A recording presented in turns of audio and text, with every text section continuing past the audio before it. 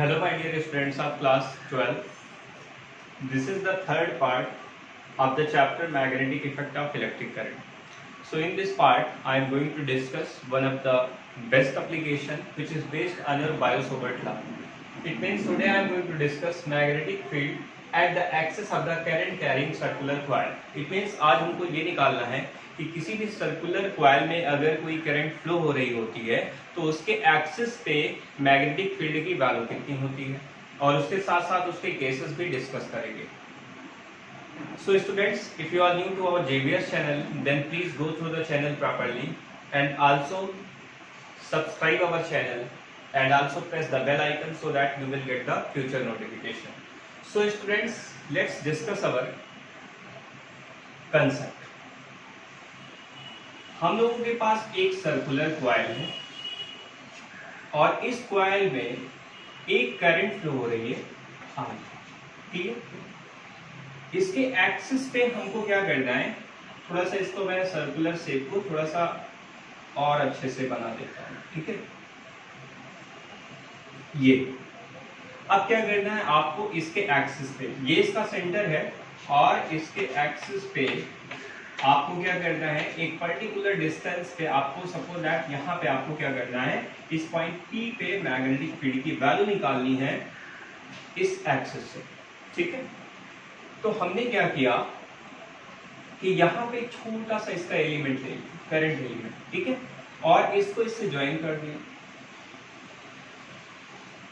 अब यहाँ क्या करना है कि इसको हमने डिस्टेंस को r माना, मतलब है इस r डिस्टेंस पे हमको मैग्नेटिक फील्ड इस छोटे से एलिमेंट के थ्रू निकाल लें और उसके बाद सबको इंटीग्रेट कर लें तो हमें वैल्यू फाइंड हो जाएगी कि हमारी टोटल वैल्यू कितनी होगी. ठीक है, और इस एक्सिस से इस सेंटर से इसकी जो डिस्टेंस है p की वो x कितनी है, ये x डिस्टेंस.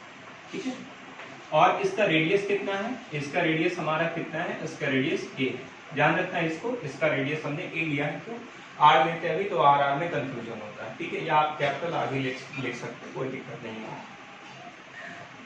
अब एक प्रॉब्लम है कि एक्चुअली हम इसको सॉल्व कैसे करेंगे.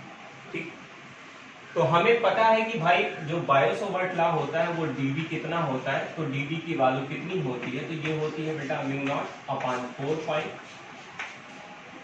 I dl sin theta divided by r square. This is our basic equation. ठीक है, ये हमारा बेसिक इक्वेशन है. तो यहाँ पे इस छोटे से एलिमेंट के थ्रू तो हमको पता है, कंफर्म है कि कितना बनेगा, dB ही बनेगा. कितना बनेगा, dB ही बनेगा. तो यहाँ पे बट मैग्नेटिक फील्ड की जो डायरेक्शन होगी वो किधर होगी, तो हमने क्या किया, देखो ध्यान से सुनो मेरी बात, कुछ मैं चीज आपको बता रहा हूँ जिसको समझना बहुत जरूरी है. ध्यान से सुनना मेरी बात. ये जो आपका रिंग है ना, वो रिंग ऐसा समझना, देखो ये ऐसा रिंग है. ठीक है, अब इस ऐसे रिंग में ऐसे करंट फ्लो हो रही है, मेरे फिंगर्स को ऑब्जर्व करना, ऐसे ही करंट आपकी फ्लो हो रही है, तो हमें थंब उस डायरेक्शन में रखना है, करंट के डायरेक्शन में, तो हमने रख दिया. अब अपने इस वाले पाम को किधर स्ट्रेच करना है, जिधर आपको जिस डिस्टेंस पे मैग्नेटिक फील्ड चाहिए, तो ये थोड़ा सा नीचे स्ट्रेच करेंगे, ऑब्वियस है. तो इस पे जो ये लाइंस हमारी परपेंडिकुलर होगी, that gives the direction of magnetic field. ये तो होगा, तो direction of the magnetic field normal to this line. तो यहाँ पे हम ये कह सकते हैं कि ये जो हमारा डायरेक्शन होगा बेटा वो कुछ इस तरह से होगा, है ना, कुछ इस तरह से आपको डायरेक्शन मिलेगा और ये हमारा मैग्नेटिक फील्ड का डायरेक्शन होगा. बात समझ रहे हो, नॉर्मल टू द लाइन. अब ये नॉर्मल ही तो है, 90 ही तो है. इस एंगल को हमने माना कि ये एंगल हमारा है फाइ. ठीक है, तो अब ध्यान से देखो बेटा कि यहाँ पे अगर इसको आगे की तरफ एक्सटेंड किया जाए, ठीक है, तो यहाँ पे इस मैग्नेटिक फील्ड के दो कंपोनेंट ब्रेक हो सकते हैं. ठीक है, एक तो कंपोनेंट इधर हो सकता है, एक तो कंपोनेंट इधर हो सकता है.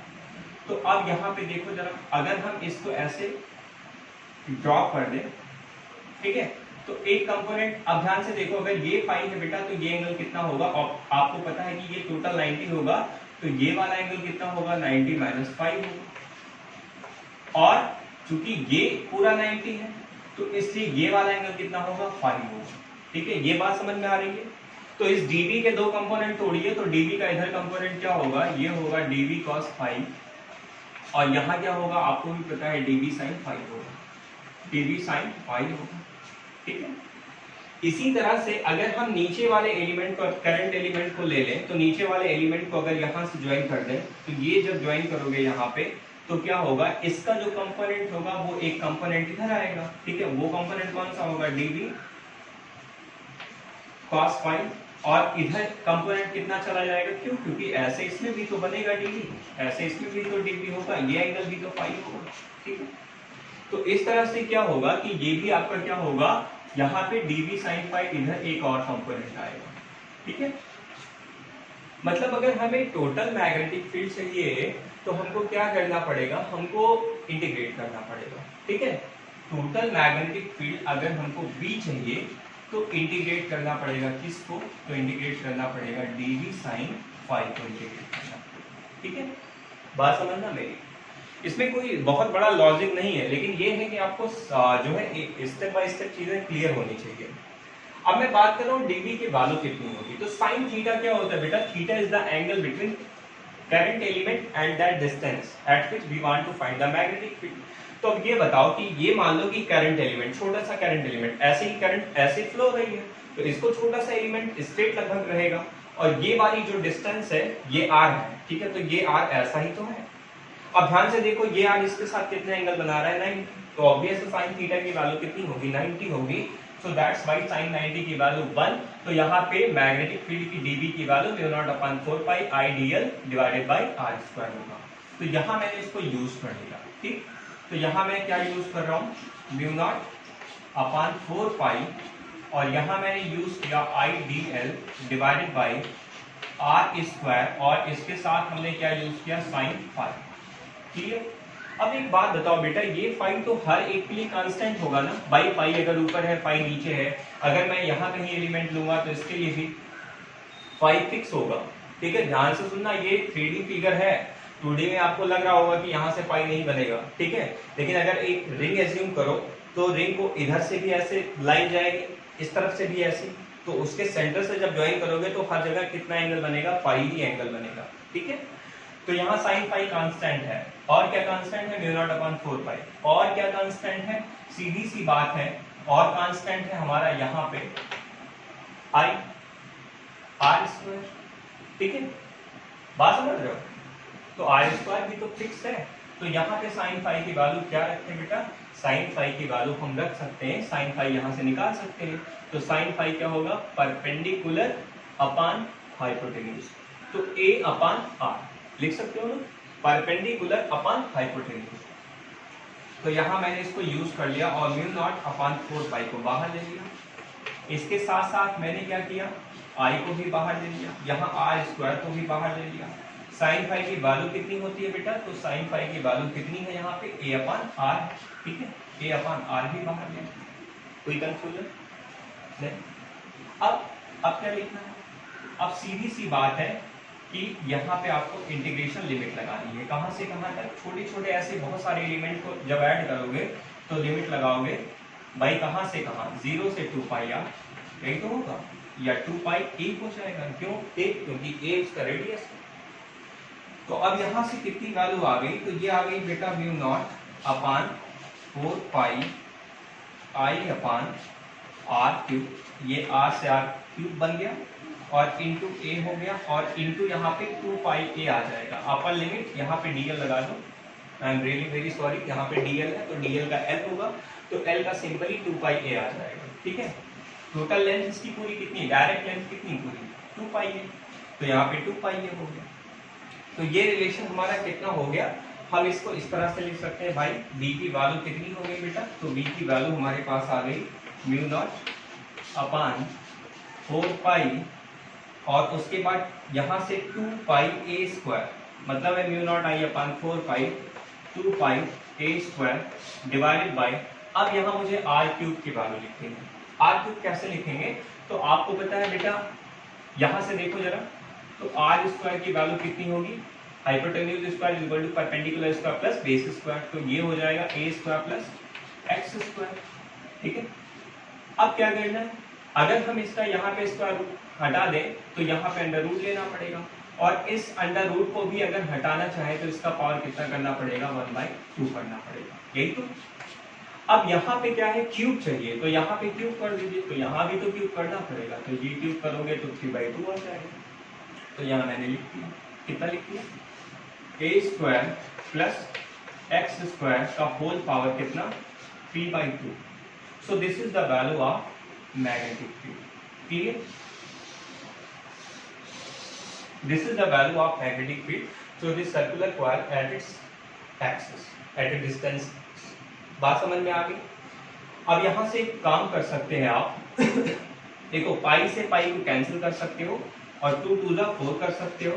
तो यहाँ से b की वैल्यू कितनी आ जाएगी, तो b की वैल्यू आ जाएगी μ0 I/2 ब्रैकेट में a² प्लस x² का होल पावर 3/2 और इसके साथ साथ यहाँ पे a² एक एडिशनल आएगा, ठीक है। तो ये मैग्नेटिक फील्ड की वैल्यू हमको इस टर्म में भी लिखी हुई दिखाई दे सकती है, ठीक है। चलो अभी और डिस्कशन करना है इसमें, तो कुछ और डिस्कशन करते हैं इससे रिलेटेड, इतना तो आप समझ गए होंगे। इसके बाद हम लोग आ जाते हैं अपने केस को। देखो केस में क्या है बेटा, केस सबसे पहले अगर इस x को हम इस सेंटर पे ले आए, ठीक है, तो x की वैल्यू ऑब्वियसली सेंटर पे आके 0 हो जाएगी। इसका मतलब है if x lies at the centre, क्या होगा, x की वैल्यू कितनी हो जाएगी 0, तो हमको b की वैल्यू कितनी मिलेगी, तो b की वैल्यू हमको कितनी मिलने वाली है, ऑब्वियसली b की वैल्यू मिलेगी बेटा μ0 I × a² डिवाइडेड बाई यहाँ पे 2 ब्रैकेट में a² प्लस x की वैल्यू 0 हो गई, तो a² का पावर 3/2, 2 से 2 कट गया, मतलब a³, मतलब 2a³ हो गया। अब यहाँ से ये कट गया, तो ये हो गया μ0 I/2, ठीक है। ये मैग्नेटिक फील्ड हो गई। और ये मैग्नेटिक फील्ड आपको याद होगा कि आपने एक रिंग पढ़ा था, रिंग के अराउंड अगर उसके सेंटर में मैग्नेटिक फील्ड की वैल्यू निकाली जाए तो कितनी आती थी, b की वैल्यू आई थी आपकी μ0 I/2r। तो r को हमने a माना है, यहाँ पे r लिखा था, यहाँ पे a माना है, बात खत्म, सिंपल सी बात, ठीक है। तो मैग्नेटिक फील्ड की वैल्यू इतनी होगी, क्लियर। इसको नोट डाउन कर लीजिए या इसका स्क्रीनशॉट ले लीजिए।